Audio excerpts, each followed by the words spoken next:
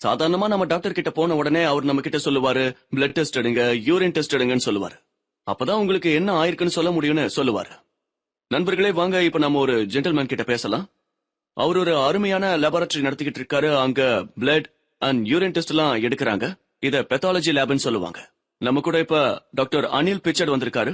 சொல்லுங்க டாக்டர் பிச்சர்ட், ஒரு லேபரட்டரி நடத்தும் போது அந்த அனுபவம் உங்களுக்கு எப்படி இருந்தது?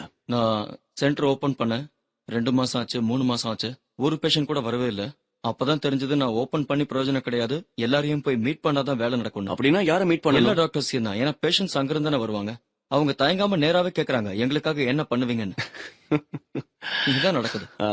ஆக்சுவலி அவங்க உங்ககிட்ட கமிஷன் கேக்குறாங்க. கமிஷன் கேக்குறாங்க. Commission ஆமா, கேக்குறாங்க. உண்மைதான். சரி, எவ்வளவு பர்சன்டேஜ் கேக்குறாங்க? 40-50%. 40ல இருந்து 50யா? ஆமா, மறுபடியும் சொல்லுங்க, என்னால நம்பவே 40ல முடியல. இருந்து 50% அவங்க நேரடியாவே கேக்குறாங்க. எதுக்கு இந்த ஃபீஸ்? அதான் எழுதி தராங்கல்ல, அதுக்கு ஃபீஸா?